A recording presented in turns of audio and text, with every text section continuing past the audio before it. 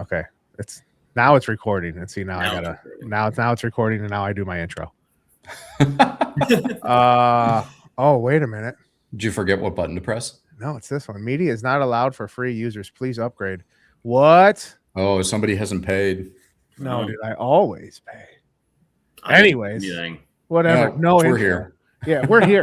That was embarrassing. Man, that doesn't make sense to me. I'll have to look into that afterwards. Ladies and gentlemen, welcome to the Shooter Are You Ready podcast. Technical difficulties on my end. Today we have a very special guest. His name is DEVIN Axton. Did I say that's right? Yeah. Yeah, you got it. If you don't know of this man, which I didn't until recently, you may have shot a competition he was the match director at, because apparently this man is all over the place match directing, as I've heard. And yeah, I don't know. I want to get into that. Like, what, Devin, what are the duties of match director per se? It's going to depend on the organization you're in and like the match and the club and what you do. Typically, it's all the back end stuff that you don't see. It may usually entail stage design and setup, running practice score, advertising, managing all the admins. It's kind of like if you're like you have a military background, like in the Marines, we got Master Sergeants, First Sergeants. It's kind of like the First Sergeants do is like they handle all the admin and logistics behind the scene of everything. And again, oftentimes go instruct the match, but not always. Oh, man, those three things you mentioned right there: stage design, setting up practice score, and advertising. Those seem like the worst things to be in charge of, and like the most daunting task to be in charge of. So hats off to you. It's a nightmare. I can imagine. I have a nightmare just signing myself up for practice score. So having to manage everybody else being in there. And then, of course, like you get the everybody sign up. Okay, now is the day to squat up. And that's when like everybody starts forgetting how to count with their hands that day because everybody's panicking trying to squat up. And then the advertising, which I must say, okay, I've been doing my research. I've been, hunting down your Instagram and looking at stuff. You make amazing Instagram posts. You don't forget anybody to tag. You tag everybody that you've seen, talked to, sponsored the event. I mean, you wonderful Instagram posts, sir. You make me feel like I'm not doing enough. I mean, honestly, like never post, dude. The one after Mitten State's the closest I've made a post to a match in my life. Yeah. I'm always in like 3-4 months later, like, oh, hey, last quarter I had this great match I shot. Just happened to see this picture in my phone from 3 months ago. Let me tell you about it. Basically. Yeah. Yeah. But just okay, so stage design, that's a difficult one, because I mean it's easy to imagine things in your head and say, oh, this would be cool. But like once you're out there, like physically designing it and realizing, oh, well, I guess I can't do that because this is not as far away as I thought it was or whatever. That's got to be Paul. You're a stage design man yourself, aren't you? Myself, and I find with stage design, I have to bounce it off of other people. Like if I just try to go out there in a vacuum, it is just like not going to be possible for me to make that happen because I find myself designing for things that I like that aren't necessarily going to be either fun or conducive to the rest of the match. And honestly, with stage design, like, was this because you did the stages for Clash Bash this year, correct? Was this the first year that you did the stages? Yes. For all of Clash Bash? This was the first year I was involved with Clash Bash at all. I had honestly never even been to KB before. I had tickets 2 different years and then couldn't go either of them. So just looking at the videos, because Jamie and I weren't able to make it. Impression that I got from KB in years past was like fantastic festival, but sometimes the stages were a little lacking. This year, the stages, barring the rain, which nobody kind of could have foreseen. Right. Stages seemed like they were. Wait a minute. I foreseen it a week before it happened. I was watching the weather. I was like, oh, those poor bastards down in Texas. But no, I don't think anybody could have believed that it was going to be like that level of mud or that level of whatever. But like, it just seemed like it was banger after banger after banger of stage. Like the one where it had like the jungle gym where they were shooting out of it. For your stage designs, are you like, hey, I really liked something that I shot over here at 3 Gun, or this USPSA stage was pretty cool, or is it just kind of like you get there and then it's like you're running through your mind palace, like saying like, hey, here's some of the cool things that I can come up with? Oh, it's a combination of all, man. And to be very transparent about it, Clay and Tony come up with a lot of great ideas too. Mm-hmm. They come up with the theme for the match for KB and Lethal Weapons. They throw out ideas for stage. They think, hey, we think this prop would be cool. Is it feasible? And then my job is kind of to take we have this idea and make it a fun, engaging, shootable stage. So utilizing, they had the idea, there's a Thunderdome. What if we get a big Thunderdome out there? We can do that. We can do some up close burner. You're in combat, and you're engaging far away steel. It's all the people that were cheering on your demise, so to speak, in the movie. My portion of all the design for that is to take their cool ideas, because they're movie guys, they're game guys, they observe media, which I don't do. Mm-hmm. I couldn't name a dozen movies right now. And then turn that into what I've done for the past 6.5, going on 7 years, is nothing but shooting and work, basically. So it's like, how do we take this cool idea and then make it happen? And it's pulling from USPSA matches, 3-gun matches, the fitness matches, also ones like my friend Chad Wiley and Sarah Williams do, or Sarah Wiley now, with Proving Grounds, where it's all like tactical 2-gun. You're running, jumping, climbing trees, obstacles, that kind of stuff.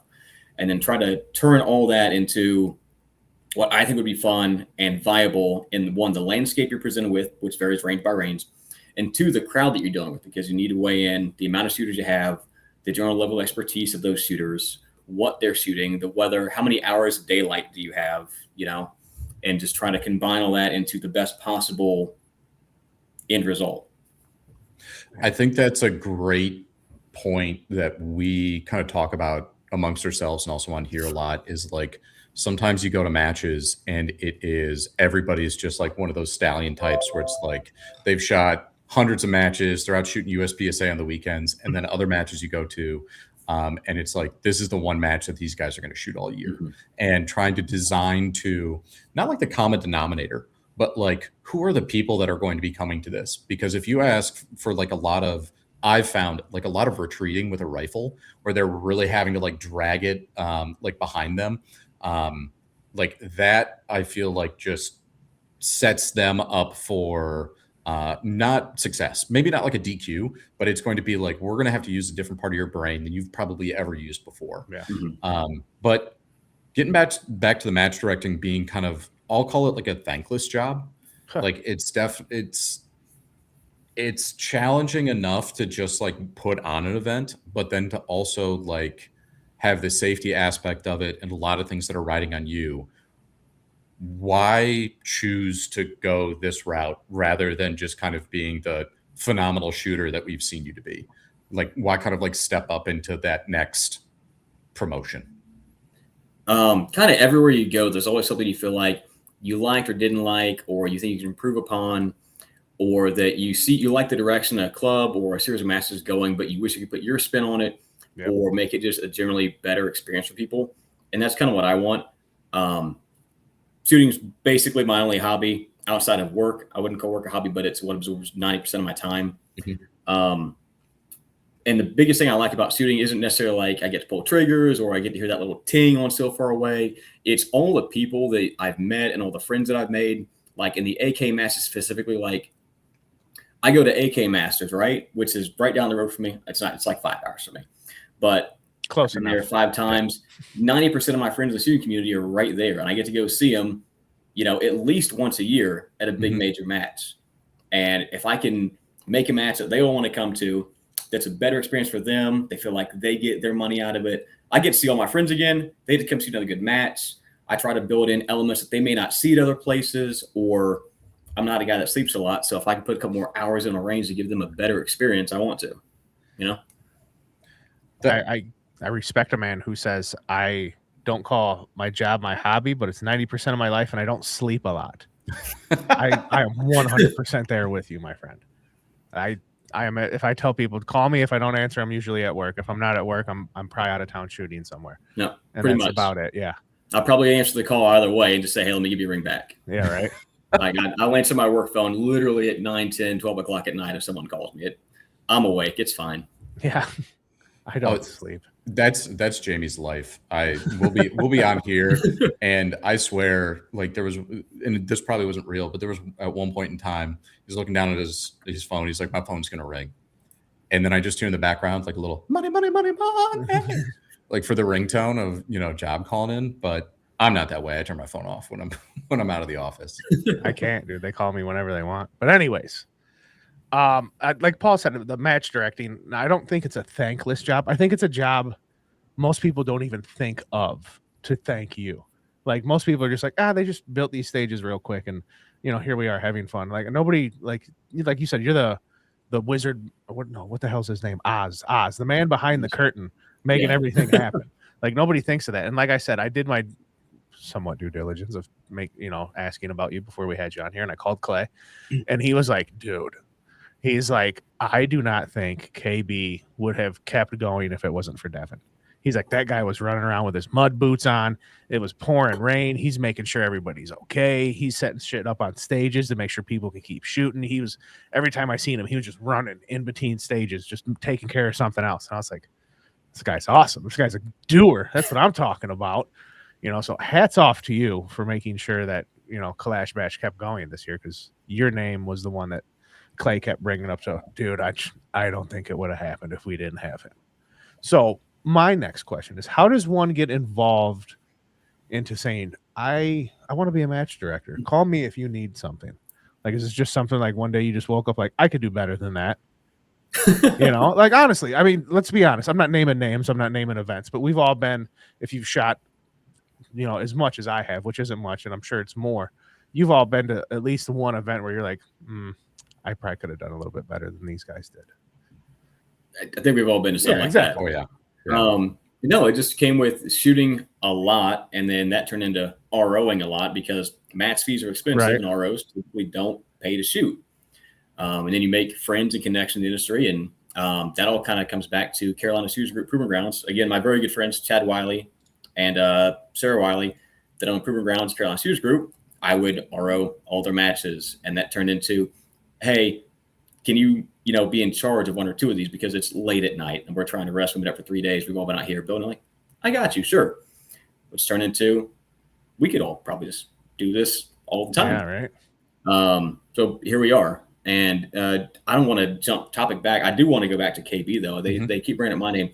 I cannot thank my staff enough. And I know I said on Instagram a dozen times now, literally my best friend Drew Fex that comes 78 West with me, and my RO staff and the other guys that volunteered. I was running like took my head cut off. Dude, the staff stuck through a lot, and I cannot thank them enough. Drew kept me from losing my mind the whole time, and all the other ROs were out there in the rain for like 3 days straight. I mean, Garrett Stroll was up until midnight, 1 o'clock in the morning with me every day, trying to get scores up and boxes reset. Drew took care of everything that I couldn't. Chris Snow, the RM, was out there. He was constantly checking on guys, people too.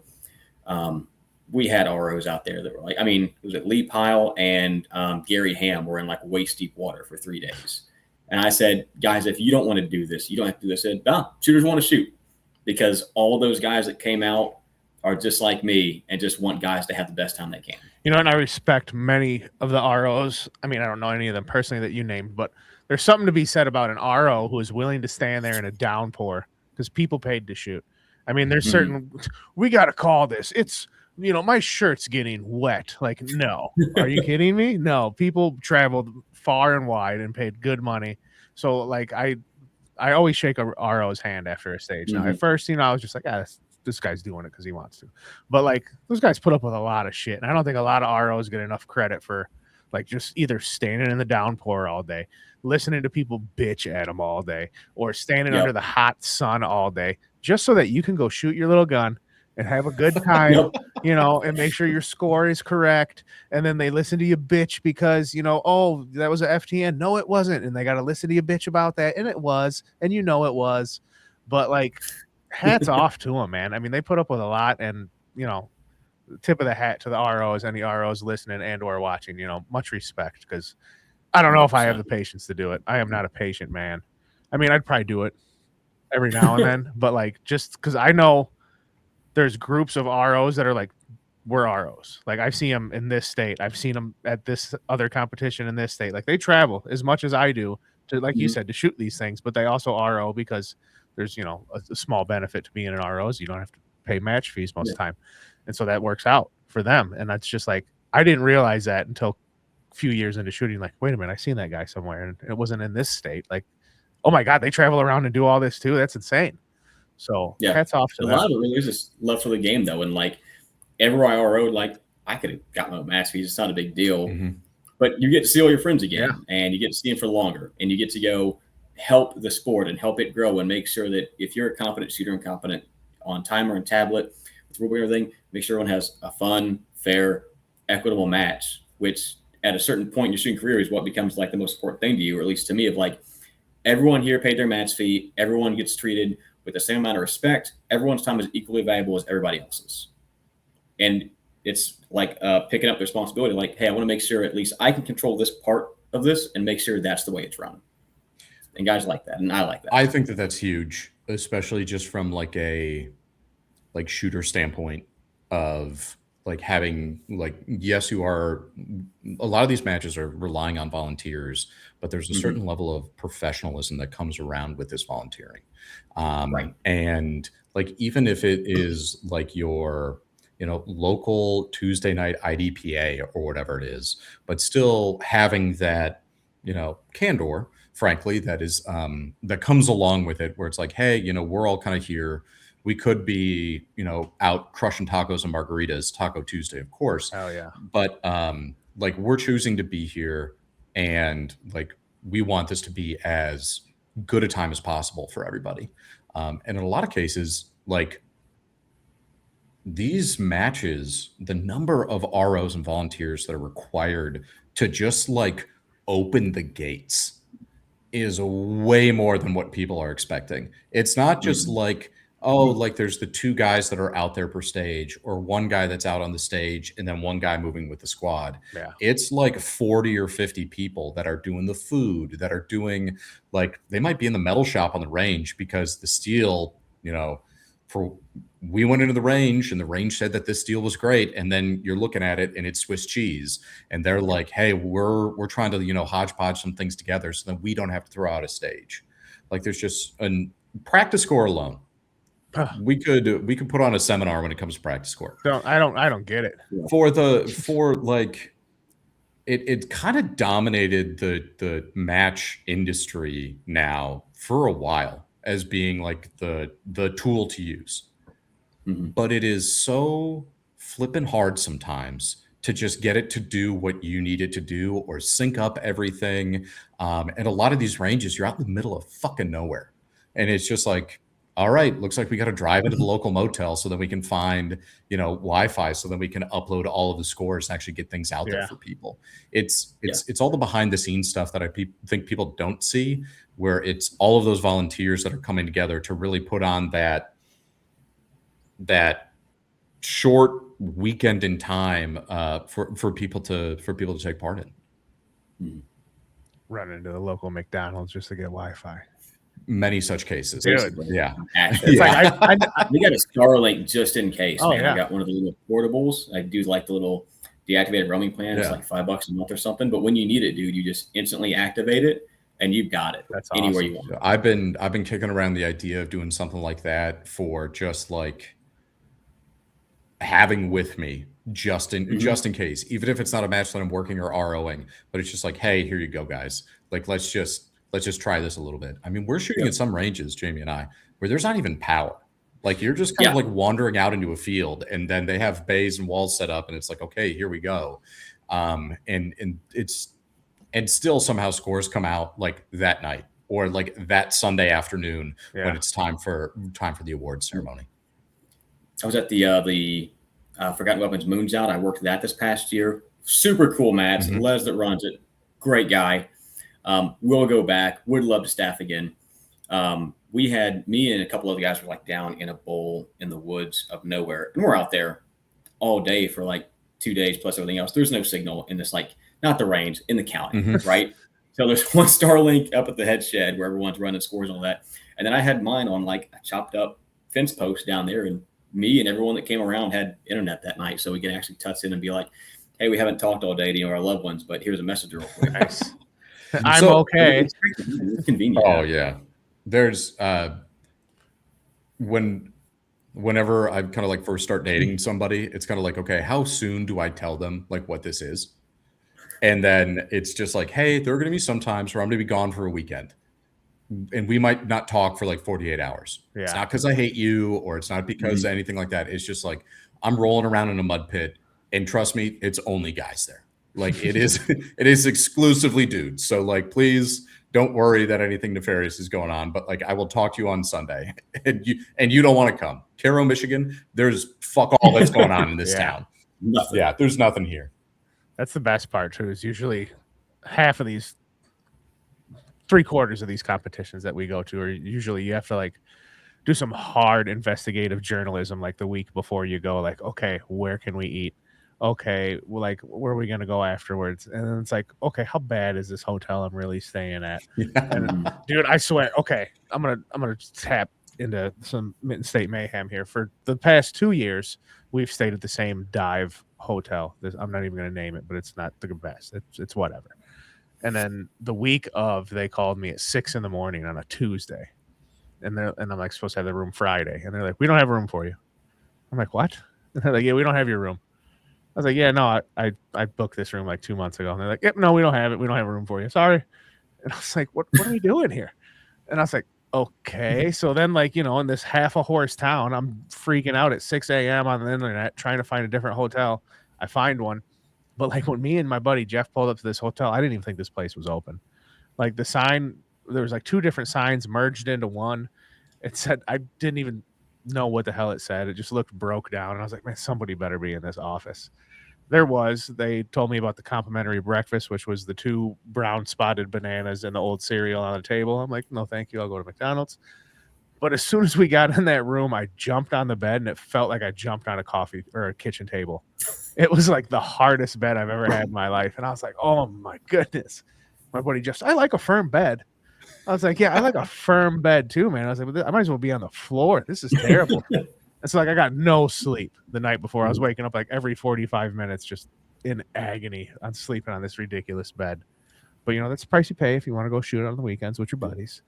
Sometimes you gotta sleep in shitty hotels. It's a nice vehicle, real big inside. I sleep in my truck all the time. You see a Ford Explorer, like right? Seats taken out, plywood in the back, air mattress. Other side was my whole like traveling gun setup. It was great. Now I've got an F-150, not as comfortable. Yeah, like widthwise in the cab. I met some very nice police officers the night before Mitten State. They were like, "You good, bro?" Nice. Which will happen when you park in gas station parking lots and sit there for like 6 hours. Yeah, right? Yeah. At least they were concerned about your well-being. That's all they wanted. Well, someone was concerned about me sitting there. Yeah. And then they said, "You good?" And I was like, "I'm just sleeping, bro. There's no hotels here. Yeah. I'm shooting at the range in the morning." Yeah, like, there's. I've always wanted to get one of them. Not living here though. Yeah, I've always wanted to get one of them big crazy vans. Like you see them hippies on YouTube. Like, I live out of my van, and I'm like, oh, that'd be awesome, dude. 100%. That would be awesome. That's me. I did that for a little while. Long time ago, over 10 years ago, I had a van where I just had like the twin bed in the back up on plywood, but it wasn't like the one where you could stand up in the back. It was just like the panel, like work van. Like somebody shows up to your house and they're like, hey, here to fix the plumbing. It was that kind of van. And this was before I started really getting into competition shooting heavy. And I got done with it. I went to a bunch of national parks. It was like 5 months. And then I was just like, oh, I'm kind of over this.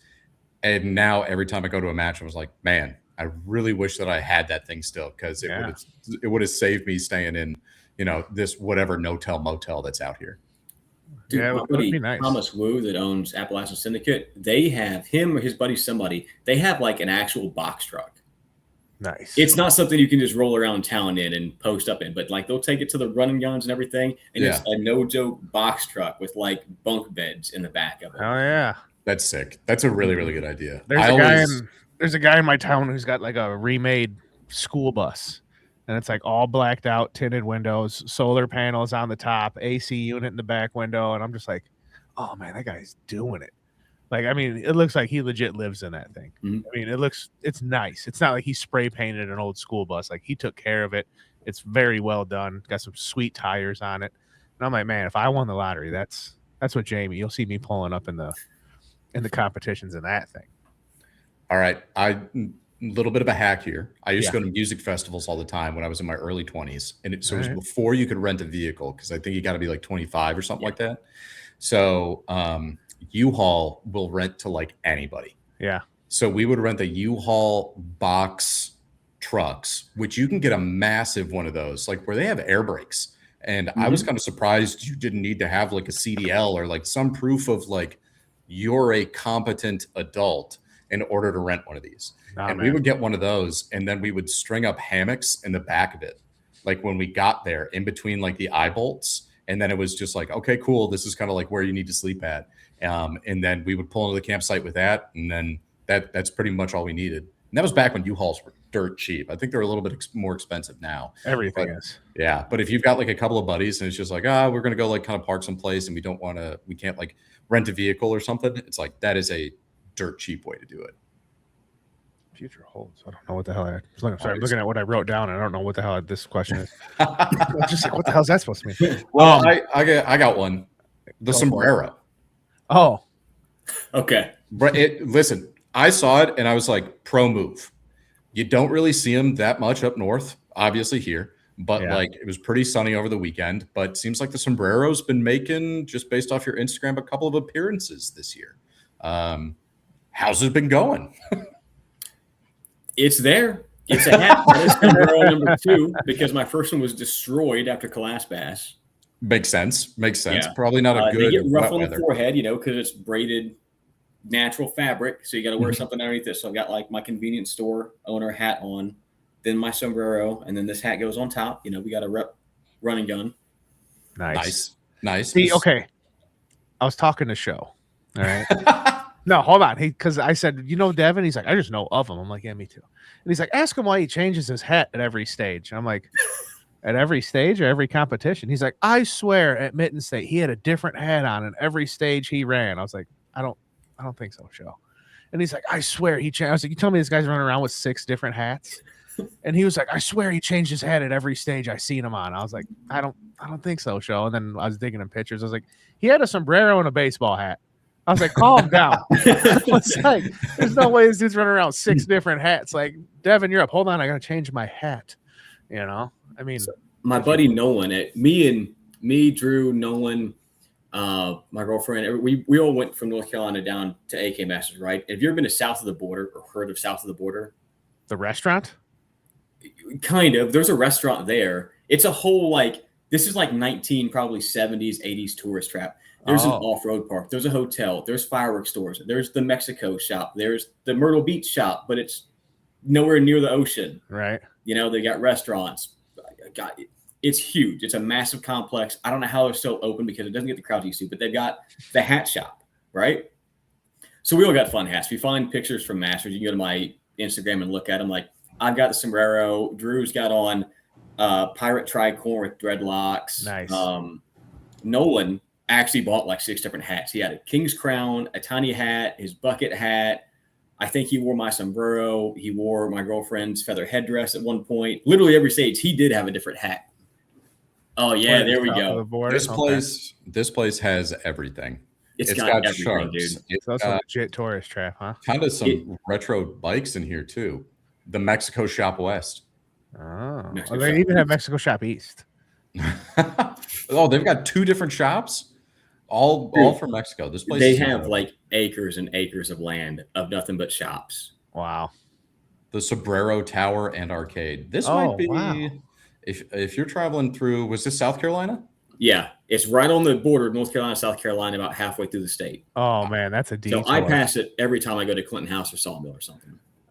Yeah. Paul, if we go to Masters, that's a detour we're hitting. Yep, we will. You got to, man. It's worth the stop. We got to bring south of the border back, dude. we'll slot this one in. Let's take a look at the dining options. Bar's looking real nice. I mean, we're putting it out there. If you're down south, I've never eaten there, but whoever does their photos, quality. Quality. Yeah. Well, if you're ever in the area, I would encourage everybody to stop in here. But that is. Man, that's funny. I love those little kind of roadside attractions, though, where it's like, how have you guys been open for 60 years? Because there's always people just driving through. Yeah. Let's check that out. There's None of the locals go there. There's a cheese and moccasins shop on the way up north to my family's farm, and only cheese and moccasins. And then they tacked on a cabinet business as well recently. So I mean, we're kind of running the gamut with this whole thing. But it seems like every time we drive past, they have like a bigger parking lot or like more land cleared for trees or something. And people have always stopped by it. I've never stopped in. Been driving past it for 25 years. Never stopped in. I think this next time I'm up there, I'm going to have to go take a look. It's worth checking out, man. You got to shop local, you know? Yeah. Oh, yeah. There's this little place in Jacksonville. It's not like it's literally like a building in a strip mall. And it's two brothers. It's Gary's Shoe Repair. They repair shoes. Nice. They also sell disc golf supplies. Okay. And then the other half of the building is the board store where they sell like hardwood boards and everything for like fancy woodworkers. And disconnect from that at a big like flea market kind of thing in town is the other brother's crystal shop, where it's like the biggest booth you've ever seen in a vendor mall of all crystals, fossils, hand carved little, all that kind of stuff. Most hobbled together. None of it makes sense why it's connected. It's always popping. Because you never know. You never know what you might need. You know, you might need some hardwood. You might need some crystals. You might need it all. You might need some boots fixed. Yeah, exactly. While I'm waiting for my boots to get fixed, I'm gonna go do a couple. Hold on, I gotta let me see. Yeah, let me see what we can get going here. Yeah. Actually, the best coffee in Green Bay is this place where the husband it's a big rig like detailing and mechanic shop, and then his wife was just like, I need something to do too, and she started serving coffee inside of the big rig store, and now there's like a drive-in on the outside, and probably like there's infinitely more cars that go through the coffee shop than ever stop in for his repair station. But it's hilarious. It is the best coffee that you can get. His wife's undermining his business or bumping it up, because then somebody's going to stop in and just be like, hey, your chrome, it's looking a little weak there, you got to take it over to this guy. Okay, Devin, I have to ask you about a few things. Let's get back on topic here because we're good at that. We're good. We're enough of the cheese and moccasins and sombrero talk. All right. Once again, I heard about you through my buddy Adam Litke. Let's talk about the Rockin' Locktober. Yeah, he's told me about it. He's like, you got to go to this. I was like, what is this? He's like, it's on practice scores. Like, I've never heard of this. Okay, so there's that's two different matches I think put together. There's Rockin' Lock Rebellion, which Carolina Shooters Group Chad Wiley has. I'll be there. That's an AK match at Clinton House in I think August, next month. Rocktoberfest is mine and Drew's match under 78 West. It'll be a 2-day, 10-stage AK only match. It'll use essentially the same rule set and divisions as Calas Bash this past year, but it's an Osprey training facility. Love those guys. Phenomenal staff. Great facility. I've got videos I keep meaning to put on my Instagram, or at least on my company's, to show off the place, because nobody's really been there. It's like a tiny Leo training compound, but they have the coolest stuff, dude. There is a trench. There's a shoot house. There's a bunker. There's a mirror wall you can use for Leo training. Like, we pop in one side, and it's this giant sheet of Mylar, and very safely on the other side of a wall next to you is your buddy on a couch, snorting fake coke with guns on the table, and you can pop him through the mirror wall, and he's just over here behind you. That's crazy. I've never seen something like that. Is that super cool? You can't use it for matches. There's no way to quantify hits on it, because if you just move, it's different, right? Yeah. Is that a super cool facility? Great staff. Is that mirror wall kind of is that like a common training aid? I don't know. Okay. I'm sure it's other places, but I've only ever seen it there. But I don't have a Leo background, so I'm not in a profession that I would see kind of cool stuff like that. Yeah, but they do all kinds of stuff with drone guys. They've got Osprey coming up, which is like a big military industry kind of thing. I don't know. I was hanging out. Now, are you also doing the two? And I don't want to speak out of it if you're not. I'm gonna feel like an asshole for bringing this up. The 2-gun night shoot. Yes, that's you. That's me too. Okay, cool. Dark. Thank God. Yeah, that's me too. Yep. So we have Rocktoberfest, October 24th and 25th. It'll be the 2-day AK only match during the day, AM PM format, but I'm doing it differently than most guys. AM PM. If you choose AM, you shoot morning both days. If you choose PM, you shoot afternoon both days. And then the night of the 24th, we also have a 2-gun night match. Do white ladder night vision called Party After Dark. We're going to mix it up. We're going to bring in some props we think no one's ever done at a night shoot before, or at least not that we've ever heard of. Oh. So don't want to give too much away. I would say if you're a night vision shooter coming, a white light might benefit you if we can make it happen how we want, but not required. Nice. Now, see, I have only done one night match, and it was the dead of winter in Missouri. Paul, what was the high temperature that night? 4? No, I think it was it might have been -11 technically. Okay, yeah, it was cold. It's brutal. It was Yeah. ridiculously cold because we shot all day a match. It was basically Kalashnikon winter, or yeah, Kalashnikon winter. And then after we were done shooting the regular match, it was run into your room, hurry up, pelican down some food, and then be back out here in an hour because we're starting the night match because it's already dark out. And then we did that for a few more hours and then went to bed, got up and did the next day match. But fun nonetheless. Cold, absolutely, but still good time. And that was just white light because I think there's probably 2 guys with night vision walking around there, which is becoming a lot more prominent. Is that the word I'm looking for, Paul? Yes. Yes. Okay. Prolific. Yeah. A lot Yeah. more people are walking around with night vision. I think it's. I don't like the Moons Out that you had brought up previously, Devin, is definitely, I think, push. It wasn't the first, but it's certainly the biggest night match that's out there in the country. And I think that there's or maybe it's the most Instagram night match that's out there in the country. But I think that that has really kind of pushed the envelope a little bit further, like outside of like, hey, like probably 10 years ago, if you were to look at like, okay, what's like the meta builds that are out there in the community? It was like, hey, you need a white light, but you can't get a full power laser, or like maybe you could with like a gray market. So like white light, it's not really in the conversation, and PBS 14s were pretty expensive. Now I feel like there are so many great companies that are doing PBS 14s, dual tubes, or even like thermals. And like the 3D printing space, I think is really latched on to the idea of night vision, that you're just seeing more and more people get accustomed to the idea of night matches being a thing that like you can go out and shoot and not having it be quite so specialized. Yeah. They are kind of few and far between because it's finding the location to do it at more than anything. Yeah. Whether it's night vision or white light, a lot of ranges are subject to, whatever local jurisdiction they say, hey, there's a noise ordinance, you can't do this, or they don't want to take on like the responsibility of, you've got a bunch of dudes walking around with guns at night. It's hard to see people. But yeah, night vision matches, or night vision is becoming a lot more prolific and more commonly owned. And night matches are a really good time usually. The winter, as much as it sucks because it's cold, you got a lot more dark hours. You're not starting the match like, it's July here. Oh yeah. It doesn't get dark until 10 o'clock at night. Now you're out there till 4 in the morning, no matter what. But if you do it in November, you start doing your night match at 6:30 in the afternoon. Yeah. Oh yeah, it's where I'm at. It's like 4:30. Like in January, you could like the sun's going down at 4:30. You can really start going early. But then people complain about how cold it is. Nobody wants to shoot outside. Okay, well, I don't control the weather, Jackie. I feel like that's a big missed opportunity in this area of the country, the Midwest specifically, of how dark it gets so early. Yeah. And we really haven't gotten that much snow in the last couple of years, but I mean, even if it's out there, it's like if you just dress for the occasion, you can kind of get through it. It's Carhartts, baby. Poor planning. Poor planning is not something that you can excuse. Like, it's going to be cold. Yeah. I'll tell you what, the little like $15, $20 Amazon hand warmers. Oh yeah. The ones. Huge. Yeah. Charge in your car. They're great. They're a game changer.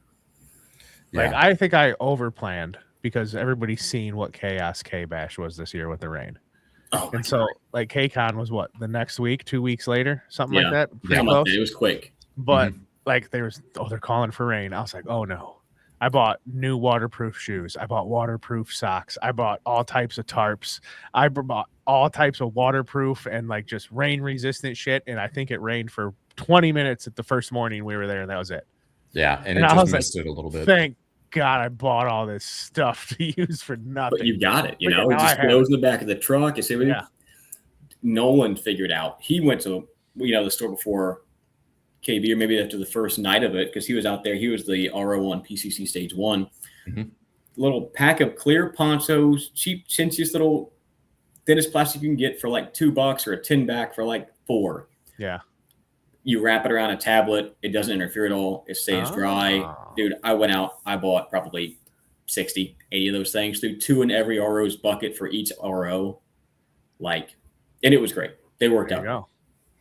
Simple, cheap solutions. Sometimes was it like keep it simple, stupid. Sometimes the little stuff is like the make or break thing. It's amazing what you can find at a Walmart or Amazon where like, oh, it's Wednesday. I'm leaving for the match on Friday. What can I get next day on Amazon, like shipped to me because the weather's changing? For me, the game changer, I got fair white skin. The game changer has been the sun shirts over the last couple of years. Like it's Jamie hooked us up for the AK All Day team. Super nice sun shirts, but even like if I'm going fishing, I'm grabbing a Columbia sun shirt, or like if I'm just like going out on a lake or something like that. I can't live without them. Like the guys who are out there shooting at Mitten State, we did have a little bit of cover, but it's just like, oh, I'm in a t-shirt and like, no, I don't need any sunscreen because you're more powerful than the sun, apparently. Like superhero.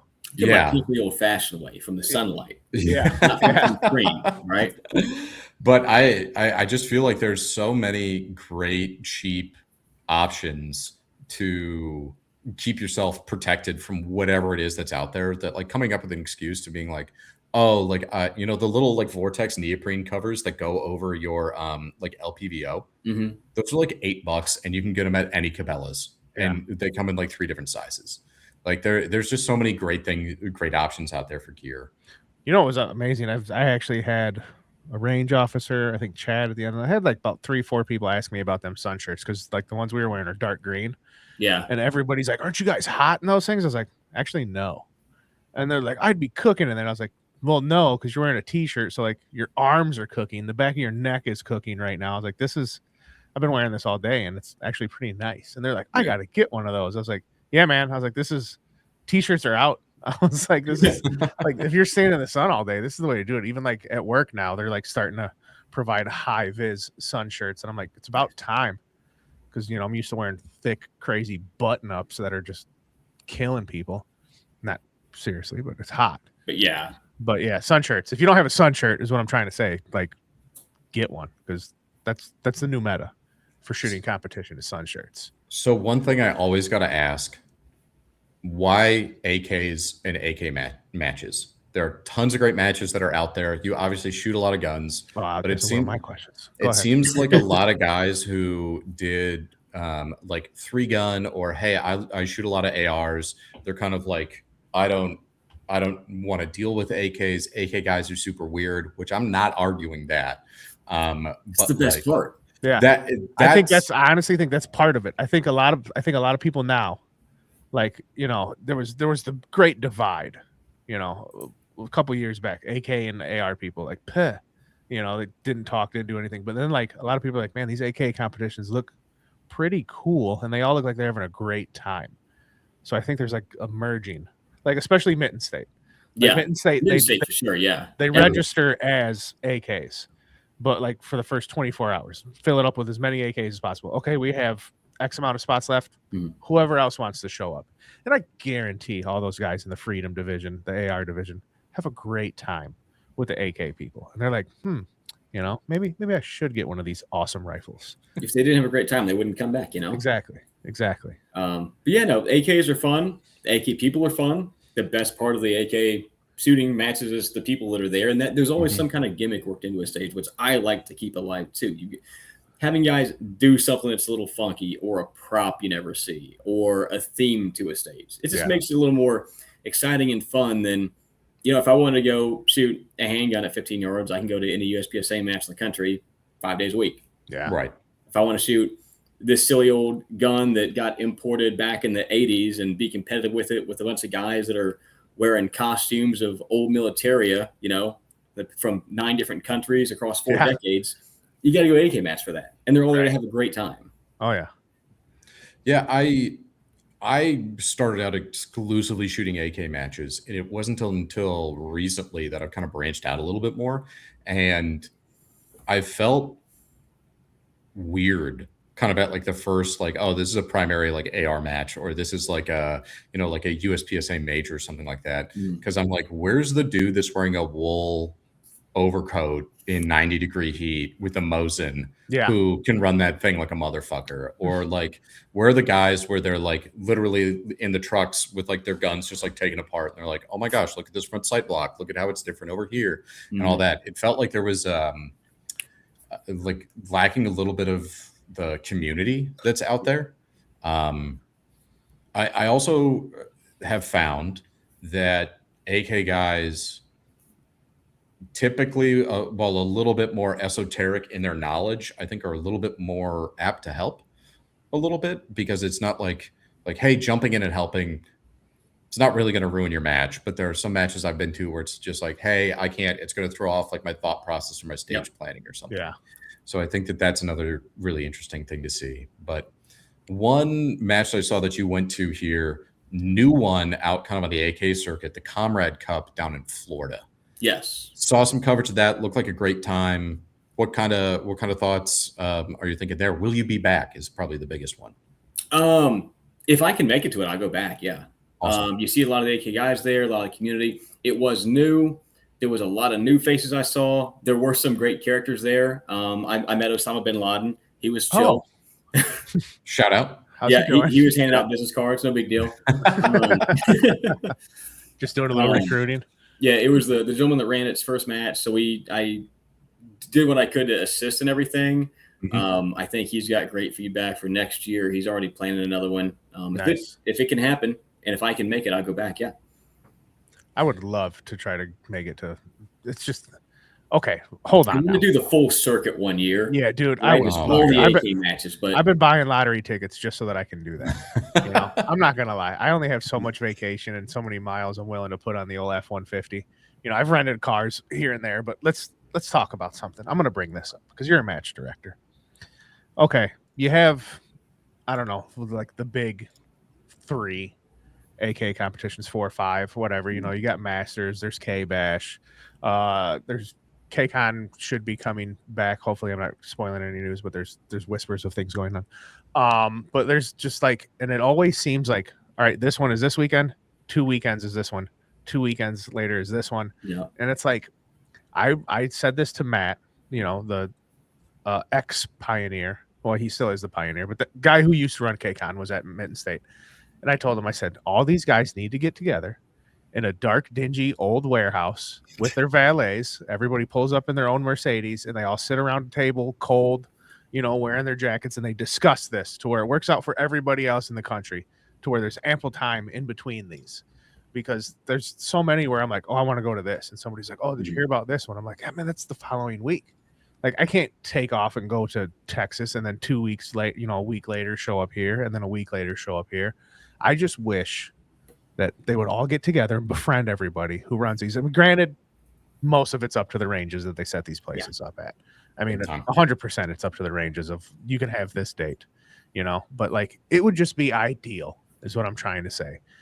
If they could just be like, this month is this, end of this month is this one, end of this month is this one, and then everybody's happy. Everybody has ample time to prepare to go to these things. I can spend so much more money in traveling and expenses that I could just make it to more of these. I'm just saying it would be ideal if everybody could just kind of, this is the month this happens. It's always going to happen this month. I mean, usually it's about that, but it always just seems like I have my off season, like from November to like February. There's, I mean, down south, I'm sure they're still shooting like crazy, but up here, not much. It never ever stops, dude. Yeah. And see, that's ideal. But like for me, it's like I have the season, my shooting season, and it's always like everything's just crammed into that season. I'm like, what do I pick? I got to pick like 5 or 6 of these. And I always feel bad for not being able to go to certain ones. But like next year, Masters for sure. I think I'm going to go to Masters. Haven't made a Masters yet. Zoo City Armory, they do a ton of great 3-gun matches. A couple majors a year, and then small ones every month. They got hired this past year. Before that, I had done AK Masters for a couple years, but always a great crowd. The Clinton House Plantation, amazing venue. Yeah, about the scheduling, I'm a paper kind of guy. Oh, and I've got to go through the practice board. Look at this guy. All the clubs. Oh my goodness. What options do I have? What's happening these weekends, right? Holy and a big thing is it's not just like you got like 3 or 5 big AK matches and then a couple other smaller ones. It's like they've all got to be on the same page, but then you've got to account for the shooters that come to him. So like, hey, the 3-gun crowd wins Memorial 3-gun, wins the War Match, one of these other majors. The USPSA majors don't really matter. A little bit. There's just not a lot of overlap there. It's like me and 2 other guys that shoot USPSA and then any AK matches, right? Yeah.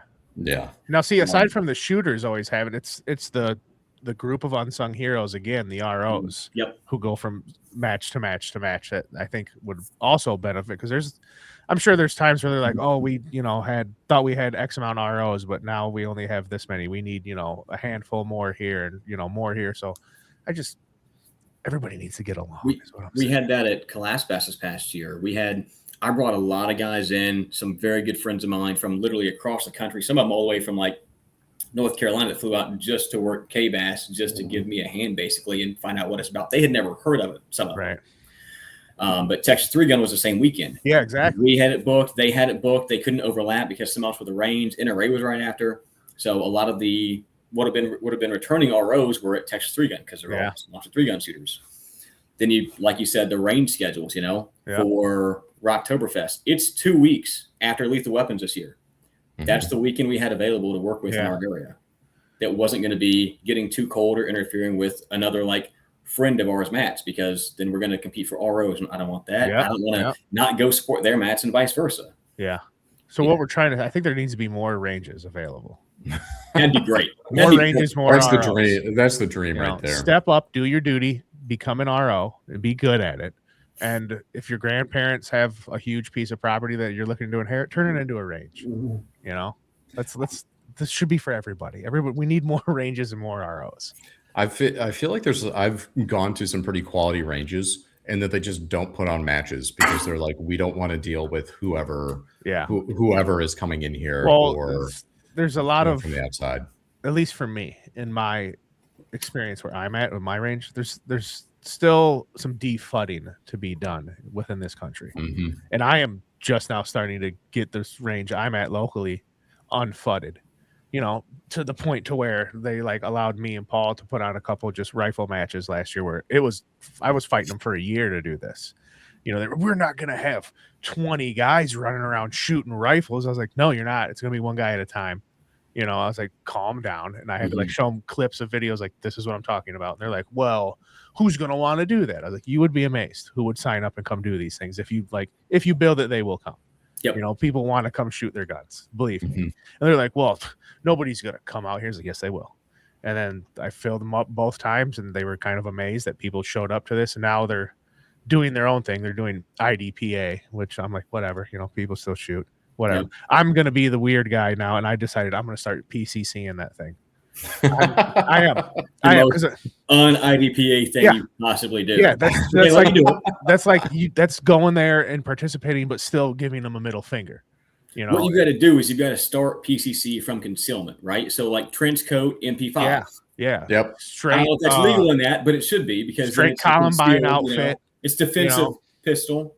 Yeah. I've got a Flex Raider that you can take. I've even got the holster for it. I was looking at the rules and I was like, I'll take the KP9, but I can't because it has a pistol brace on it, and apparently that's against the rules. Yeah, they require it to be carbine length, SBR. Yeah. It either has to be SBR or it has to be like rifle length with a legit stock. And I'm like, well, I can still do that. I got a Scorpion I can do that with, but I used to go there. I've been there a handful of times and done pistol, but now I'm like, no, I'm PCCing it. Because one, as Paul said, I want to start expanding my horizons. Okay, I love shooting AKs. I do. I'm not gonna lie. That's my bread and butter. I shot a KP9 or a KR9 for USPSA for like almost a full year. Like every single match I go to, I shot that at to try and train with it, because it's you're paying 20 cents a round, vice 50 cents for 5.56 in an AK. You're shooting for less than half the cost. So I shot that thing nonstop. See, and then you can go to any USPSA match and do it, and they're everywhere. And Paul, when is it? Next month? Month after? Soon. We're going to a Brownells competition in Iowa. And is it the hero one? No, Gunfighter Gauntlet. That one. Yeah. I was shooting in Iowa like a year and a half ago. I travel for work, right? I'm in a hotel right now. I live in a hotel at the time. And I met the gentleman that at least did, I think he still does, the media for Brownells. He was telling me all about it, and I was like, I got to come out here for this. Oh, yeah. Have you ever been to the Brownells facility in Iowa? the nicest Told me I should go range. check it out, but I didn't have enough time to. Fantastic facility. Yeah, They have like airplane overhangs like in the bays for like nice area of shade. Like I've been to, I'm sure you have, many a competition where you're hunting for shade. Like there's a tree over there. Let's go hang out by that tree until it's our turn to shoot. Mhm. You know, but yeah, the Brownells facility is amazing, and I am 95% sure I'm going to shoot an AR this year, and I have one. It's not the best. It's a piece of shit. I built it myself. Thank you. Well, I put it together myself. I won't say I built it, but I have not shot the thing in years, and I gave it to Paul at this last little thing we did, and he was laughing at me about it. But it's actually not bad. Okay. No, it's good. Yeah, but I told myself, I was like, I got to shoot this thing. I never shoot this thing. It just sits in my safe. I'm gonna, and mad respect to Mark Krebs, because one of the last conversations me and him had, I was talking to him about it, and I said, I think I'm gonna shoot my AR at this competition, and he's like, well, why wouldn't you? I was like, well, I'm an AK guy, and he's like, yeah, but like you should learn how to be good with everything, not just an AK. I was like, damn it, Mark, you're right. And so I'm souping up this AR to be an AR guy for a weekend, and it's a 2-gun, and I love 2-gun matches, and I don't feel like I go to enough of them, honestly. I think there needs to be more of them around me. I'm sure there is. I'm sure I'm just not looking for it. But maybe I need to get your calendar. Yeah, I need Devin's competition calendar. I think, ladies and gentlemen, $5.99. Devin will send you a PDF file of his competition calendar. We'll do one-on-one counseling on how to use practice score search tool to find matches near you. Yeah, right. Because it's some people need that. Some days I still struggle. Dude, it is rough sometimes. People will be like, how do I, like, I've had many of people, I can't figure out practice score. I was like, neither can I. I was like, but if you want to find a match, you'll figure it out. That's the best advice I can give somebody. If you really want to go shoot, you'll figure out how to use it and how to find something, because it's there. You just got to figure it out. I met a bunch of people online that are like, how do I find these? I was like, bro, literally make an account and then call me, and I'll walk you through how to use the search function. Yeah. I've had a guy for a couple of years just scream, can I just go to these things and bring cash? I'm like, no. You know, and I was like, some of them maybe. I was like, but just like make an account, sign up. I can't find it on here. And I was like, then just like try. You got to try. Dude. I don't know what to tell you. Put a space in between the two words, you know? Yeah, right. Search 2-gun and then 2 space gun. Yeah. You'll find something.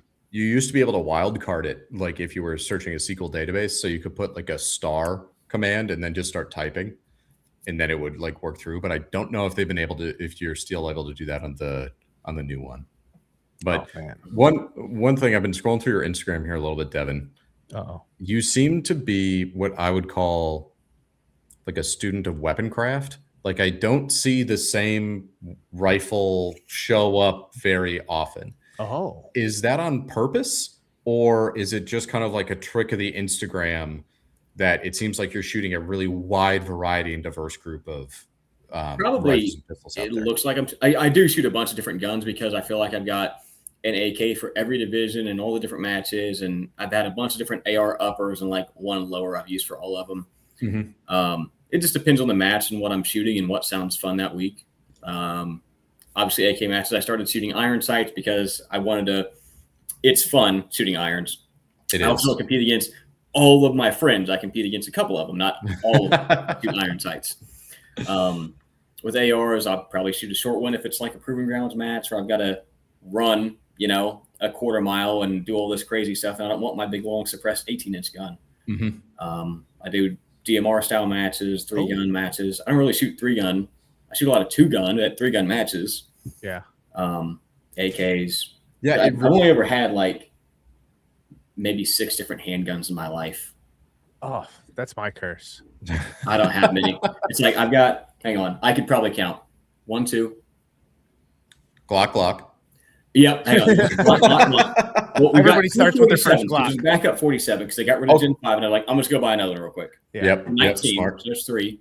Mm-hmm. 43 to 43X because my best friend kept bullying me about carrying a purple 43, so I got a black 43X. It didn't matter. It was purple. We both love purple. But the purple 43. Nothing wrong with purple, dude. So it's listen. Half of the carry is the drip. Yeah. Oh, 100%. Yeah, it's just purple. It's a great purple too.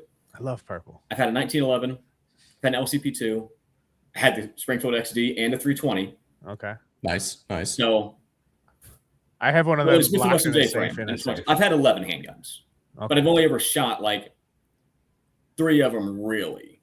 Yeah. See, okay, I'm with you on that. Oh, and I I have I've shot for 2 years now. 2 handguns right It now. hasn't had a lot. It doesn't seem like a lot in my head. Yeah. And especially I have, what's the word I'm looking here for, Paul? I have too restless many. gun syndrome. Not even restless, just too many pistols. I've got that. I go to a certain website. It's called DLDVIP.com. Oh my god. No. Okay. But it's they host webinars, if you will, and you pay a certain amount for a seat to watch a webinar, and one lucky contestant is lucky enough to behold said firearm in this webinar. And I have been lucky enough to win many a pistol off this website, but like I don't even shoot them. It's the thrill. He just gets it and wants to win. Dude, I have like 3 of them right now that I've had at least. I think I won them in March, and I haven't even shot them yet. I have like an Echelon. I have a metal frame M&P like 2.0. I have a CZ that's ported that I probably shot a magazine through, but like I can't even like I find pistols in my house, and I'm like, oh, I do have one of these. You know, I'm not bragging. It's terrible because like if somebody's like, bring me all your pistols, I'm like, I'll try. You know, but like pistols, and I don't shoot enough of them. And that's why I love 2-gun, because like I get to shoot my pistols, and it's like, because it's not that fun just to go to the range and shoot them. I like doing it like under pressure, you know, in the competition. I take setting. No pleasure in just going to the range to shoot. Like I've got to do a match or something. Right? Yeah. I kind of fell out of it for a little while, just like going to the match, and then just going to the range to shoot, because I'm just like, there's something else that I should be doing right now. But like I'll go kind of pre-match, like 0 whatever rifle I'm doing, but I rediscovered it by shooting 22s. It's kind of like the new thing that I've gotten into. So like I got a bolt action 22. I've got one of those Umerix like MP5 pistol 22s that I threw stock on. Fun.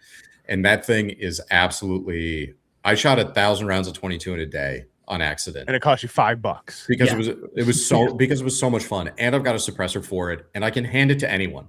It's just like, you know, hey buddy, you want to shoot this? Your girlfriend want to shoot it too? The last time I was at the range, there was an older couple there, and the guy was like, what is that? Like, I want to give something to my wife, like when I'm gone, that she might be able to shoot. And I was like, bring her over here, let's have her shoot it. And it was just like, here's this all plastic thing that you can use 2 hands, and there's nothing reciprocating or, you know, going in your face. And that has, I will go to the range to shoot 22s, but not unless I've got a match coming. It's not something that I'm going to go like, hey, let's go spend like a day just kind of like sitting behind a bench or something like that. I get yelled at by the wife because I don't go to the range with her to shoot pistols. She's like, I thought we were going to shoot pistols today. And like in the back of my head, I'm like, it's not that fun. And I'm like, we will, I promise, you know, we will. And then like I always get yelled at for it. But okay, aside from me, Devin, there's 3 competitions next week. There's a rifle competition, and there's PCC competitions, whatever. What out of an AK, AR, or PCC, like what would you prefer to shoot? What is more fun for you? Oh, an AK. Yeah? Yeah. My man.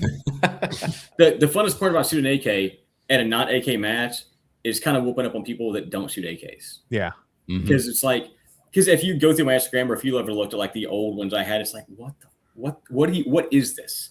Because it's 3 different colors, and you clearly had a grinder on it at some point. There's like a TIG welded handle on one side, and it doesn't even go to this gun at all. It's like, yeah, it works though. It works. It's just like a gun. It's fine.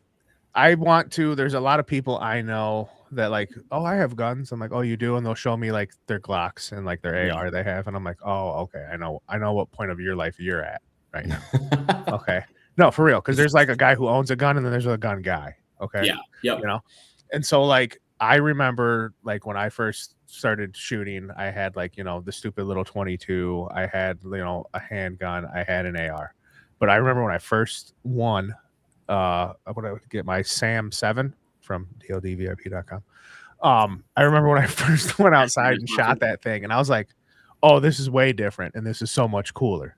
I was like, I like these now. This is like my thing. And it just snowballed into, okay, no more ARs. I'm just shooting AKs and buying AKs. And it's like Paul told me the other day when I told him, I think I'm going to shoot my AR. He's like, you have been shooting 7.62 for so long. When you pick up that AR and go to a competition, you're going to feel like you're cheating because it's going to feel like a BB gun. Oh, yeah. And I'm like, yeah, maybe. But I don't know. The AK just when everybody's like, "Why AKs? Why do you love those things? They're inaccurate. They're trash." I'm like, it just feels different. Like it feels. It's I don't know. That's the only explanation I can give. It feels different. It's just more fun. It is. Yeah. I'd rather be the bad guy in the movie, with the AK than the good guy. But there's another question. Paul hit me. I'm trying to read through my questions. I've got kind of some to bring it back to Mitten State a little bit. I don't have that. I'll kind of be the one. I don't have that much time. So I do want to bring it back to Mitten State. There were, for me, there were a couple of things that I would probably change about the match a little bit. And I just kind of wanted to see if there was anything that you were thinking as well, especially because I think this was this your first time to First Mitten State? Yeah, it's certainly different, I would say, especially like the range layout that they have. A couple people have told me that too, that prior years have been laid out a little differently and the stages flipped. The stage design was a little bit different. Yeah. And I feel like last year they had a little bit more of like you had to stage plan a little bit. And then a lot of the stages this year was just kind of like, there's one way to shoot this. And there's literally like no other way that you could possibly do this. Just like, don't forget a target. But I think that there were a couple of weird things that I would change. Number one being they always try to do a vehicle stage. This is year number 5. I think that you know what? You've done it 5 times. It hasn't been the same every single time. We were talking about this the second. Yeah. Yeah. I think that, you know what? We're good. You guys did it. But I think that like that stage, you started in like the middle of what would be like the movement area of the bay. Yeah. Yeah. And I think for me personally, I would have used that space a little bit differently and not tried to force the movement. But from your perspective, is there anything that really kind of stood out to you with this match, or anything that you're thinking like, hey, like for like advice maybe that you would kind of call out for the guys over there? Oh yeah, I submitted the feedback form right away. I was very open, and like I enjoyed the match. I did. I liked the people I shot with. I liked the stages. I liked seeing new ranges. I love shooting at clay with rifle because you don't really get to do it. Oh yeah. At 2 matches that I've set up, they just seemed overused. In the match, like the actual stage flow, like the shooter's input in the stage was very slow because of the amount of partials or no shoots or minimally sized targets like the clays or like the bowling pin steel. Cool concept. I just like to go fast, and I didn't really get to. Yeah. Right. You know what I mean? Vehicle stages are always fun. There's a big wow pizzazz because guys rarely ever. A guy might have a whole shooting career and never want to shoot from a moving car. Right. You know, but there's no real way to make it equal for everybody because there's someone else's human input into your stage at that point. I also felt some of the stages were a lot of what I call like gas pedal stages, where it's like you can go quick for a little bit, but then you have to stop, and then you can go quick for a little bit, and then you have to stop, which I think would be fun. But I think that this year there was a little bit, like what you said, a little bit of a lack of diversity with some of the things. It was I don't mind the throttle up, throttle down. I think it keeps you engaged. I enjoy that because it stops people from just sprinting a whole stage like you'll do on some like 3-gun style jungle runs, which again, very fun. I am a fan. Yeah. But it just felt like I couldn't sprint any of it except when I was going position to position. It was all very partial no shoot, no shoot, hard cover, little tiny clay. It felt like partial target, no shoot. So I was just kind of like crawling through the match. I didn't really get a chance to let my legs work. You know what I mean? Yeah. You could only run when they told you had to run. Is basically what it was like. Once you're done with that, you run to here. Okay. And then once you shoot these, you can run to here. That was that was like the 2 stages where you could really like, this is where I'm moving. Okay, now I'm stopped. Yeah. I enjoyed it. I'll go back to Mitten State. Absolutely. Yeah. So this was year 3 for us.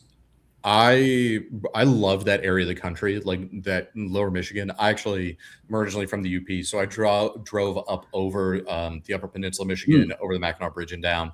I'll always love doing that drive. I would recommend it to anybody. And I will say that I think they're getting better every single year. Yeah. Like if you weren't there 2 years ago where the award ceremony took 2.5 hours or 3 hours, that's my favorite part though, because Bob always gets worked up, and I love doing it. That's why I kept asking him where my t-shirt was. It is such a great group of guys over there too that like I've seen the same ROs that have been there for a long time. I the more in there, they have some really interesting bays there that I feel like you could do a little bit more in. Like the one where they had the airplane fuselage, I feel like that they could have done like a little bit of more inside of that bay and like sparsed it out, made it a little bit bigger. Not that that stage was necessarily bad. It was definitely my favorite one of the match, but it was just like you have this huge, massive bay. Yeah. That you could have multiple positions in, and you could have like, you know, kind of some stuff back in the natural terrain. And it's like it's a true like 270 where you've got like berms on the right and berms on the left. Yeah. Like I think you could really do something creative in there. And I felt like in the last 2 years, last year, that's where the vehicle stage was at. I just felt like this was great. I could have just done with a little bit more in that instance. Yeah. Yeah. I feel agree. like I think the airplane stage. Oh, sorry. Go ahead, Jay. No, I just feel that there's some stages like the vehicle one where they put paper when they could have. I don't know what kind of steel they're working with, but for me, it seems like in some spots they just force paper on you. Like, well, okay, what are we gonna do? Oh, put some paper there. Like, you could have just added like a couple more steels downrange, and then you wouldn't have had to worry about the reset. And like the one with the airplane fuselage, like that could have just started with you shooting steel. You didn't have to shoot the 5 paper next to you. That could have just been all steel, no resets. Boom, here we go. But that's just me. I think KCON spoiled me on no paper. And so, like, I'm always trying to figure out a way to get rid of paper targets from now on. I like paper because it lets guys just hose for a little bit. Everyone likes pulling triggers, especially the AK crowd. They just want to hammer on targets. And it's an easy way to let guys do that. That's true. But I think the airplane area was definitely underutilized. Yeah. I mean, there's a lot of room there. Yeah. Yeah. And some of the, like the split bay, that was so Mitten State was the first match that I had shot where it was like, hey, we're going to use 2 bays in order to make this happen. Yeah. I think that they have the split bay in the wrong position. The bay where they had like the kind of side pistol thing that was going on, and then you kind of like walk down that kind of like long kind of hallway that was over to the left. I think if you're going to do a split bay, having people start kind of like up on that like walkway and then having people go into the right, kind of use that bay a little bit more as a range, and then come around and then come into that further one. I think that might be a little bit more interesting and then easier to control people kind of walking through back and forth. Agreed. Yeah. The location of that wasn't great because I had unknowingly walked through there while a guy was shooting and he comes sprinting by me. And it's like, my bad. I didn't realize because I hadn't shot that yet. That, and then with that, if you have better positioning, like in that hallway you were talking about, I watched one guy get DQ'd for muzzle direction on that. But there's a drop mag target. A lot of times if you use drop mag target, it doesn't really matter because everyone knows your gun's clear. Because it's a dead stick. Don't point at anybody. Dead stick at that point. But if you swing up, it's not the end of the world because you have a clear gun. It doesn't Don't get me started. There, and I think that one thing that is tough is like, okay, are we going to call this a stage DQ because you performed a procedure that was like talked about in the stage brief that we didn't want you to do, but it wasn't a holistically unsafe act. So we're just going to kind of, you know, give you the max time or whatever it is, plus penalties on this one, but we're going to let you continue on with shooting the match. Or are we going to have, you know, hard lines when it comes to this? And I think that's something that can be challenging for match staffs to kind of have that conversation about. There were a couple instances that we saw where it was like, man, if I had like a class for ROs, these would be like the scenarios that I would put in that like you could talk about, because there was a bunch of different ways that you could have possibly talked about this. Absolutely.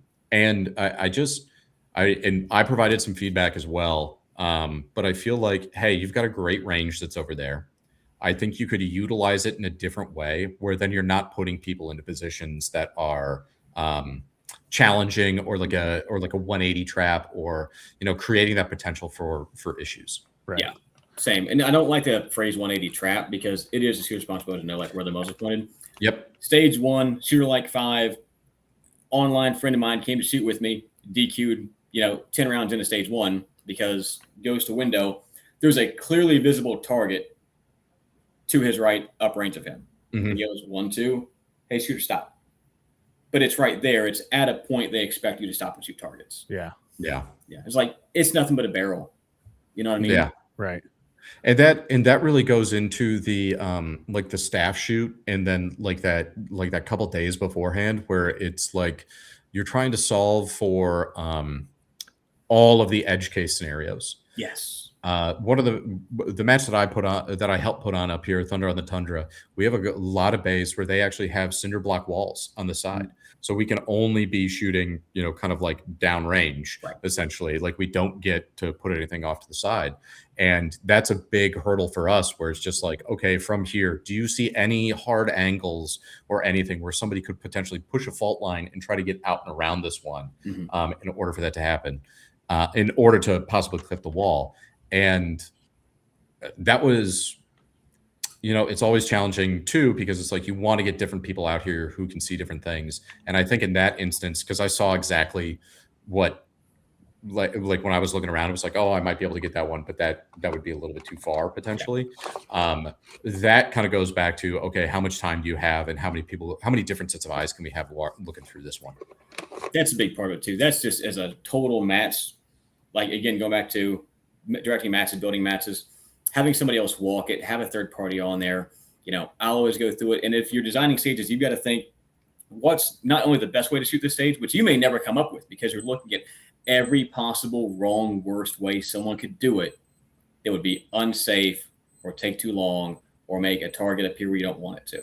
Right. You know, I'm very guilty of, I've built a lot of stages, put up a lot of matches, and I'll watch somebody shoot a stage and be like, that was genius. Never would have considered it, because it's so optimized.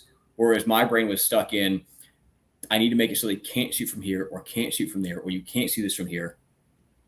You know what I mean? And having another party or a second person walk through it. You know, if I do something, I'll walk through it, Drew will walk through it, or vice versa. Whoever's managing the range, like the range master, if it's a staff member, like at Clinton House, it's Mike Sexton, will go through and proof all the stages, check all the angles, make sure there's no shoot throughs, no unsafe angles, things like that.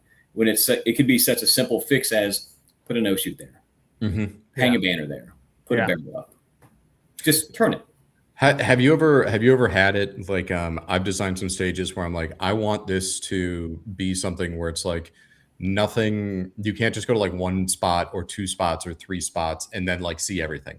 Like you really kind of have to like focus in and like almost memorize where things are at, because you might overshoot and move things around. Have you ever had it where you've come up with something like that? You think that it's brilliant, and then the first guy at staff goes up and he's like, oh, I can go stand over here and I can get everything. And it's just like, son of a bitch, there goes my entire fucking week. I have definitely built stages like that before, but before the match started, I remember one stage at Masters like 2 years ago, Drew walked out, looked left, looked right, and said, I'm gonna just stand right here. Like 20 targets, all of them. Yeah, it's like, you always got to get a fresh pair of eyes on. You do. And like I'm like moving things around where I've got like the risk pieces out on like a piece of paper for like targets, and I'm like drawing it out, and then I'm like, okay, let's put it in the computer to try to get like a first person look. And then you get out there and it's just like, oh my God, things are different. And it's on the ground, it's always different, man. And it's so annoying too, where you get like we've got some really, really good shooters up here, and it's so annoying when they get in and then they're like one-legged, like flamingoed out, like completely pushing this hard line around a barrel. And it's just like, well, didn't think anybody was going to do that, but apparently you nerds are into this thing. Yep. So I think we've been around enough gamers for so long, at least when it comes to writing stage briefs. Oh my God. And I know I irritate my buddy Chad so much, because he'll write a brief. He'll say, here's what we're going to do. Like, Chad, I'm just going to do this instead. It's like, you can't do that. Like, I absolutely can. Yeah, it doesn't say it right here. You can't do that. Yeah. Oh, I'm huge on that. Like I said, my little FUD range is doing IDPA, and I am a stickler to those rules. I'm like, they're like, engage targets once you see them, and I'm like, I'm just gonna stand here. Well, you have to move over here. I was like, no, I don't. And they're like, well, you have to. There's another square there. I was like, I can see them all right here. They're like, you can't do that. I was like, yes, I can.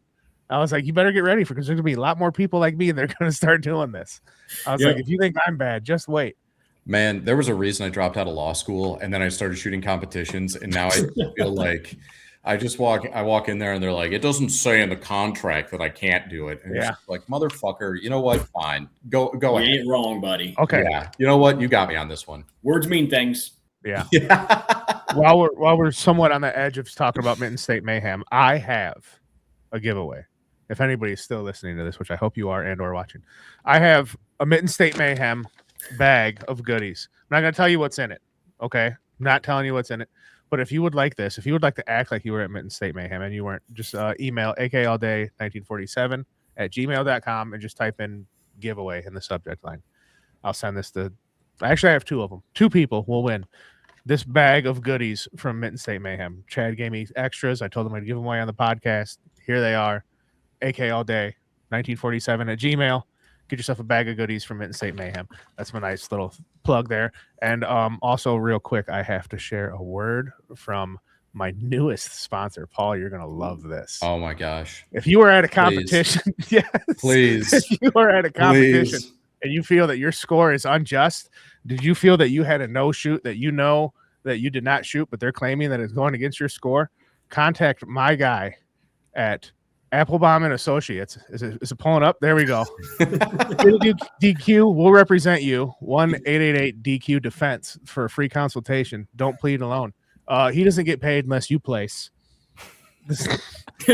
We had this. I'm hoping you're watching this, and I hope somehow Moisha sees this. But we had an instance.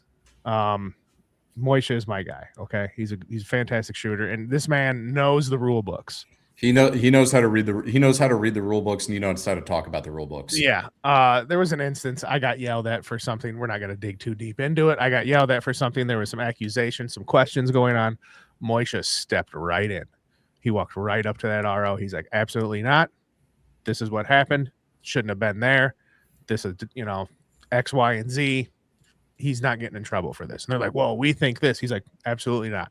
So Moisha is now my squad attorney at all competitions. Yes. Your ballet. He bailed me out. We don't talk to ROs without getting my range attorney. Yeah, I was like, talk to my range attorney, Moisha, because if you had any questions about anything I did, I'm not saying anything unless he's present.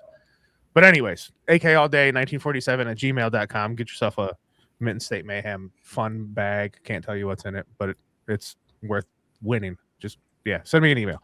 Anyways. As I'm a little bit pressed for time here, and I don't want to hustle you off, Devin, but we do have a lot of people who I would say are like new to competition shooting that listen to the podcast. And from somebody such as yourself, where you're really seeing kind of all aspects of the sport, if there were a couple of pieces of wisdom that you could give to somebody where maybe it is like their first year or first 2 years, or maybe it's even their first competition that they're just getting into it, what are kind of some bits of advice that you might give to somebody? Don't overthink it. Just go do it. There you go. Like the first match I ever went to, I had spent 5 years in the Marines. I was in the guns. I got out. I had shot a whole bunch. I thought I knew what I was doing. And I got stomped by like maybe a 13-year-old girl in a dude with a walker. Like, it's not that deep. It's going to happen. I promise you, if you think you're that good, you're not that good. So just go do it. If you're afraid of, you don't know what to expect or how to get into it, find the nearest club to you. Just show up on match day. And I assure you, they will let you watch if you have Ioneer Pro. And if not, they'll give you Ioneer Pro. And if you have any questions, pick anyone on any squad that seems halfway approachable, and they will probably tell you far more than you ever wanted to know. That's true. The student community is very open. It's very welcoming to new people getting into it. There are some sports and some cliques in sports that aren't, but by and large, people are very polite and kind and opening and welcoming to people getting into it. Don't overthink your equipment. It's probably fine. If you got on, YouTube and you found all the popular gun channels that sold you all the weird stuff, one, you probably don't need it, but two, just show up and shoot it. It's fine. Mm-hmm. If you have the absolute wrongest height of a bore optic you could imagine, which is anything more than standard height, it's okay. You just got to shoot a little, you got to hold a little higher. Don't zero at 25 or 36 yards. It's silly. Don't listen to those people. They don't shoot. Oh, I got a face there. Hot topic. Not from me, from Jim over here. It depends on the competition. I do a 25. 25. I do a 25 for me. Yeah, I zero a handgun at 25 yards. I do 15. No, I zero my handgun at 25, and then I zero my rifles at 50, and then like my more precision guns, I zero at 100. Dude, hey, say what you want, man. I hit that 600 yard at KCON with a 25 yard zero first trigger pull. All right, More power to you, dude. It can't be me. I ain't got it like that, apparently. Dude, I dialed in at 25 and I was like set. I did the math. I kept shooting stuff at distance. Like, all right, I'm here. And like it worked out for me. I was surprised at KCON that the 25 worked out for me. But like shorter matches, like Mitten State, there's not really long shots. Yeah. You know, so Once I was you like, learn your I can do holdovers, this. it really doesn't matter. It's just minimizing the mental math and potential deviation that you get away from. Like I zero every rifle in 100 yards. Doesn't matter what caliber it is. All my PCCs, 100 yards.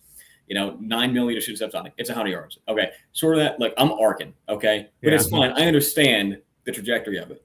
All my actual like centerfire rifles, 100 yards. Handguns, 25, because it lets me be very lazy mentally. Yeah. Because I know the height of a bore, right? And everything's a holdover. I refuse to hold under a target. It will not be this guy. I support the 5200 zero. Not for me. I'm not looking underneath nothing. There you go. Even with AK irons, that is bad. All right. Any other pieces of wisdom or like for me, I have like buckets of Tupperware of gear in the basement that I just don't use anymore. But any other advice that you would give to somebody so I don't mean to cut you off, Paul. No, go ahead. I'm just amped up because it's like I'm getting a nerd out on something here because I have made that mistake. I have shooting AKs, right? There's not a lot of people that shoot AKs super, super well at high level competition, right?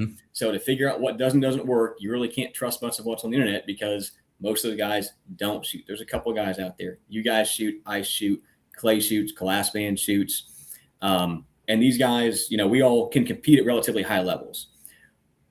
But we already know what works. And we found out what works by buying all the things that didn't and getting to that point. Big time. So if there's something out there that you think is going to help you on the stage with time or with your ability to control a gun or help you at distance, someone out there already owns it and will let you borrow it and see for yourself whether they know what they're talking about or not. Because the big thing I find is that there's so much bad information out there. Oh, yeah. And most of it is on the internet. Like if you go to matches, you're still going to get bad info from guys that there's a curve, right? And it's like Glock 19 good. And it's like, I've got my CZ Shadow 2, you know, brass grips. Oh, yeah. Swamp Tactical Florida Guide out with SRO. Glock is good. Yeah. There's no need to overthink 90% of the sport. True. But before you go buy a whole bunch of gear and stuff, see if somebody has it. See if you borrow it. DM me and say, hey, Devin, do you have this weird part for an AK? Probably. Hey, have you tried this piece of nylon? Probably. What do you shoot? An iron sight PSA AK 102 and now a platypus because I thought hammerfire would be more cool than Glock. There you go. I'm not endorsing the PSA AK 102. I've shot a bunch of AKs. Most of them are fine. Don't ever think it. If you were at Mitten State, you would have watched me clear like 9 malfunctions. Probably me and Deuce from questionable magazines and trying to shorten up the stroke of the gun. So you shot the PSA at Mitten State? That was going to be me and Show were looking at your picture trying to figure out what you were shooting. Yeah, that was going to be my next question. See, I rock a KUSA. It's got a 74 style break on it. I did find that if you take the little booster off, which I thought this doesn't do anything, and you put a break on it, no, it actually does something. It speeds the action up. So now I've got a KP9 buffer from Rifle Dynamics that I had custom cut the day before a match a couple years ago to put in the gun to shorten the stroke so that it's fast enough that you don't outrun the trigger. Nice. Because we were outrunning the factory, like I'm assuming not an LBE, maybe the Tapco G2 style trigger. Yeah. But put that in there with the brake because you got to shorten the action, or just be slow on the trigger. One of the two. Hey, if you're going to shoot fast, shoot fast. I got an Ismash butt pad extender, and I forget what Russian company makes the cheek pad. 4shooters.com gets in weird stuff sometimes. Yeah. Dude, don't get me started on weird stuff. I have on my Barreel, I took some goon tape and a pool noodle to my stock, and it is amazing. Dude, that's the ticket. I like to eat the gun. Like I get up in here. If you look at the picture of me shooting, I'm like, I got the gun up in here. All my AR stocks are like the PRS ones with the pad, or they've got hockey tape or goon tape and some Amazon comb stock. And I have like, if I shoulder like an AR naturally, right, with the standard like 154 height sights or whatever, dude, I'm looking at the middle of that carry handle the way I shoulder gun. You got to get into it, right? So like stock comb on everything. Yeah. Pool noodles are going out of stock around here, man. Getting out of season. Dude, that's why I go to the Dollar Tree. They're $1. And I cut them things up and put it on all types of shit. At the Dollar Tree? Yeah. Man, this is the first I'm hearing this. Yeah, you can get all types of colors. Dollar Tree, $1 at the Dollar Tree.